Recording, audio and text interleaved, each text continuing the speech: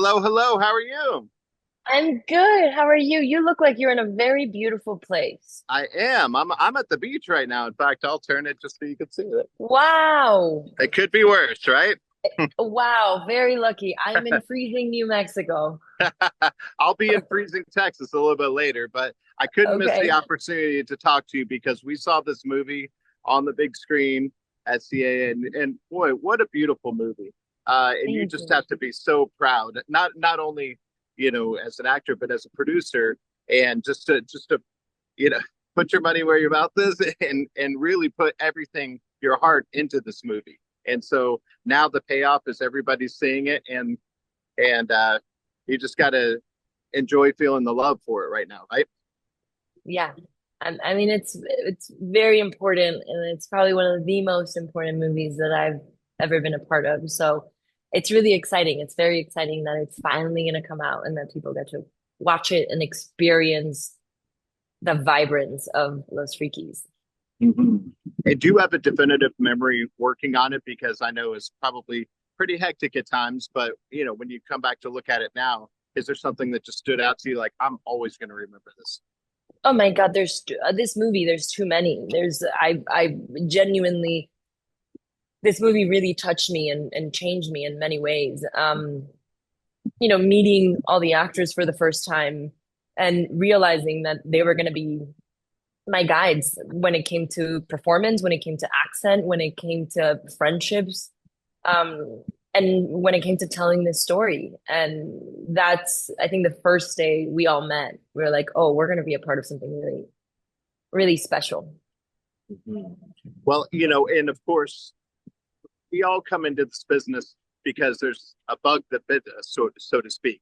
And then, was there a movie or TV show or a song that you heard, something that just made you want to go into the arts? I mean, my dad's a musician. My father's a musician, and so I grew up sort of on the road and living a very different childhood than I think.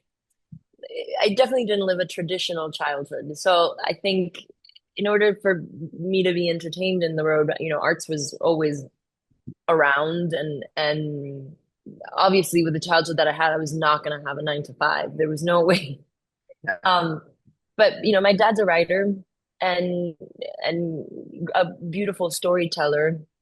So I knew that story was something that I was always gonna do. And in what way, I didn't necessarily know. And I was really shy as a kid, so I got into some acting classes, and that sort of just completely took me by surprise. I never thought I would be in front of the camera, and yeah, I just fell in love with it. It became like this bug that I needed to tell stories, and I still do. That's what I love. Yeah, what I love the most in this world is to just tell stories and share them. Yeah. And of course people look up to what you do, and it's certainly not an easy business, but you make it look kind of easy. So what kind of advice would you give to somebody that's looking to follow in your footsteps? Um, I think authenticity is really important in this business, and I think we're living in a time where we're constantly comparing ourselves to one another and social media or whatever it might be. So if I were to give one advice is to never compare yourself, create your own path. Because there's only one you, and if you're authentic to that, then you're so unique. Um, and I just think it's possible if people put their hearts and their minds to something, it's possible. Yeah, that's beautiful. I love that. My co-host is Drew Pearson, one of our great Dallas Cowboys, and he caught the Hail Mary, went in the Hall of Fame, and we know the Hail Mary term now. And I was curious if there's a moment in your life or career where you just had to throw a Hail Mary and go for it or catch it. Every single time. As an actress, I feel like it's every audition, it's every movie, it's every character. It's it feel in this career, it feels like you're starting over every project you're a part of, to be honest. Like every time you hear action for the first time, it's like a complete restart and reset. So I think it's every movie, man. Yeah, Every audition, you're like, please yeah, work. yeah. Well, part of that is, we talk about that on the show, that success mindset that you have to have, whether or not you're feeling it or not. And us creative types, we're hard on ourselves. And so, is there something you tell yourself that kind of keeps you on the right path? Yeah, I have this motto that I've been using ever since I was like in my teenage years. I don't know where I got it. But I tell myself, fail better, never fear, never settle. Mm.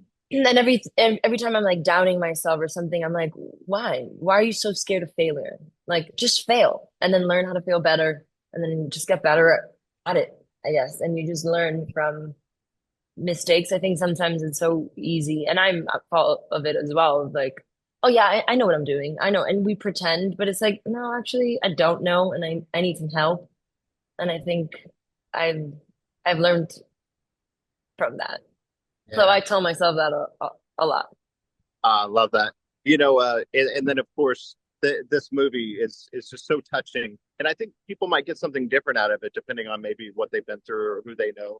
But what are you hoping that people will take away from it and think about after they see it? Because it's impossible to see it and not talk about it. Um,